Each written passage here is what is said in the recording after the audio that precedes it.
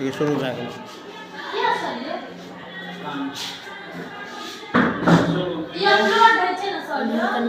यह शासन ज्ञान क्या है? शासन ज्ञान बोलना है। तो शासन के अंग का मतलब हम यहाँ पे लिखेंगे संविधान। क्या लिखेंगे? संविधान। संविधान, ठीक है। अब शासन के अंग के अंतर्गत 3 पार्ट है। कितने पार्ट है? 3 पार्ट। अब 3 पार्ट का नाम क्या क्या है बता देता हूँ। पहला है विधायिका। क्या है?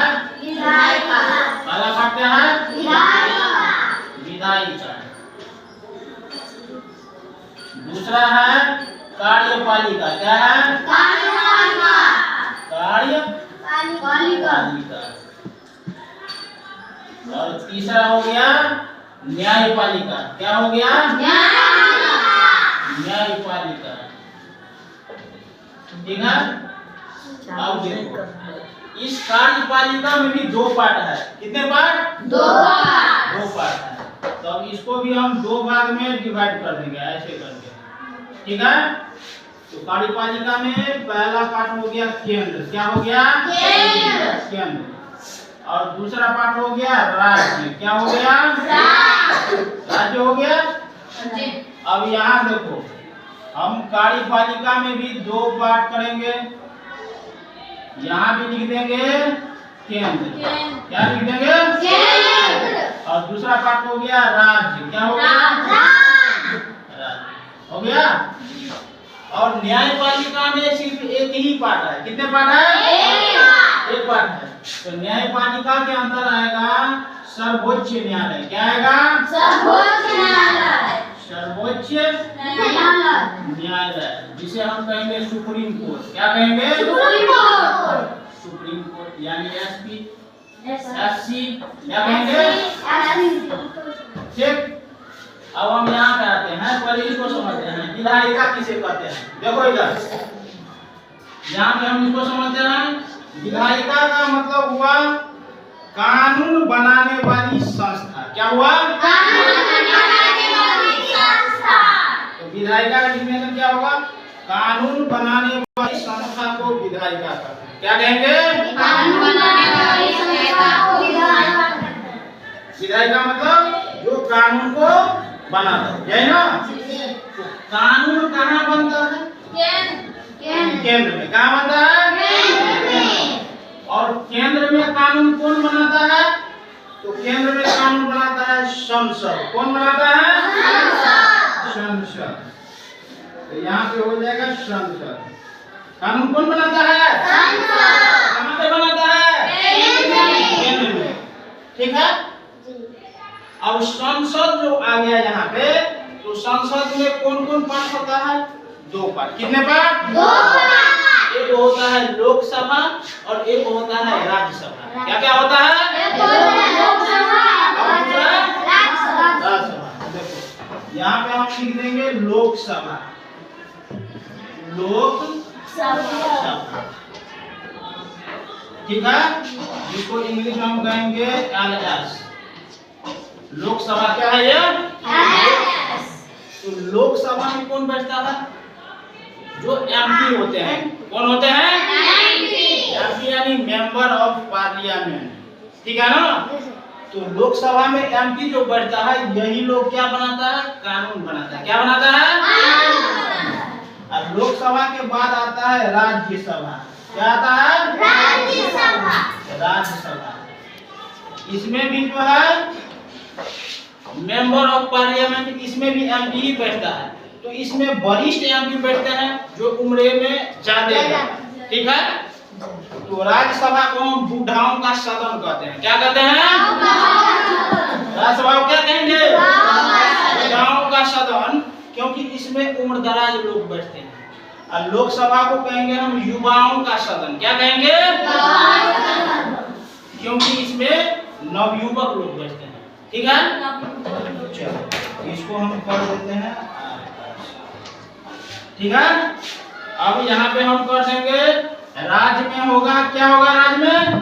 बताओ। राज्य में होगा क्या? विधानमंडल। क्या होगा? विधानमंडल। विधानमंडल। विधानमंडल होगा। राज्य में क्या होगा? विधानमंडल। राज्य सरकार को बिना कुछ कानून बनाने का अधिकार है। राज्य सरकार सारे कानून केंद्र वाला फॉलो करते हैं। केंद्र में जो कानून बनता है, ध्यान सुनो, जो कानून केंद्र में बनता है वही कानून राज्य सरकार भी फॉलो करता है। लेकिन कुछ कानून को राज्य सरकार संशोधन भी कर देता है या अपनी तरफ से नया भी बना देता है। तो राज्य में कानून कहाँ बनेगा? विधानमंडल में। कहाँ बनेगा कानून? विधानमंडल में। अब विधानमंडल में होते हैं, क्या होता है? विधानसभा। क्या होता है? विधानसभा। ठीक है।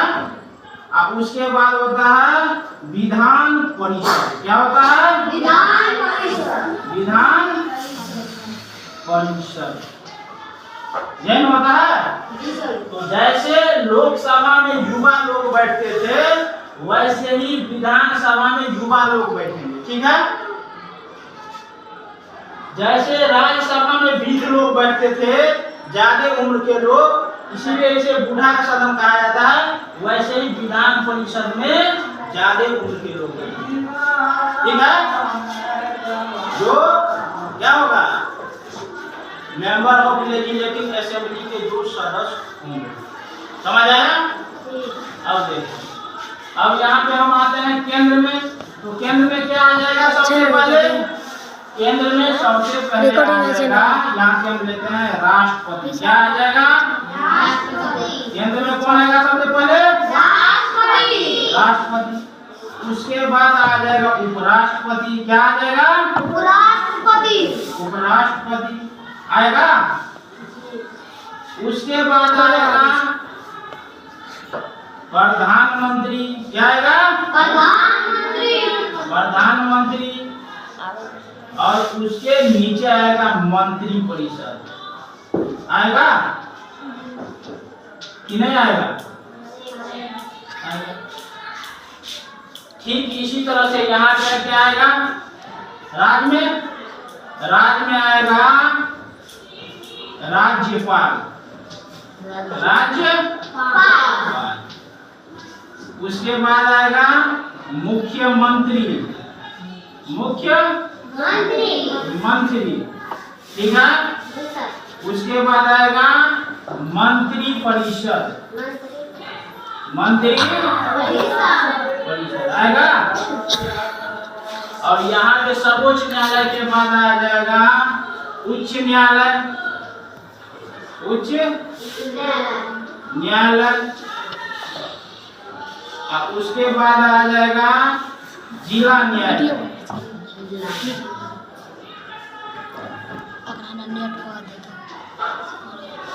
ठीक है। तो अब हम एक बार यहाँ चलते हैं, फिर से ध्यान से सुनो।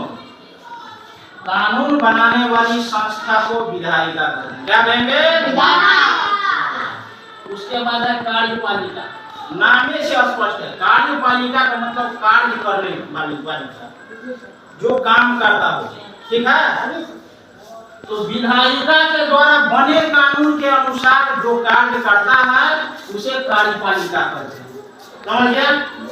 विधायिका के द्वारा बने कानून के अनुसार जो कार्य करता है उसे हम कार्यपालिका कहते हैं। ठीक है।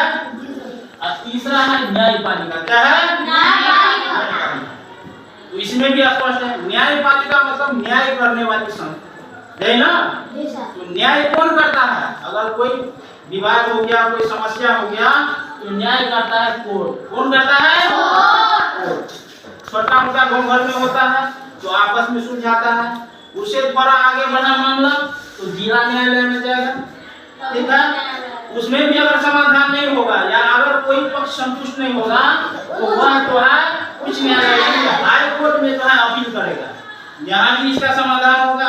फिर भी अगर संतुष्ट नहीं हुआ तो वह सुप्रीम कोर्ट में जाएगा। ठीक है। यहाँ पे जाएगा और यहाँ पे जो होगा तो वह जो है मानना पड़ेगा। ठीक है ना। हाँ, अगर तुम कुछ गलत काम करते हो, किसी को तुमने मार दिया बेवजह, कोई संगीन अपराध किए हो, तो सुप्रीम कोर्ट को सजा सुनाएगा तो उसमें एक व्यक्ति है, एक व्यक्ति है जो वह सजा में संशोधन कर सकता है और वो होता है राष्ट्रपति। क्या होता है? राष्ट्रपति होता है ना। तो चलो इसके बारे में हम डिटेल से दिखाते हैं, सब कुछ कॉपी करो। हाँ इसको लिखो।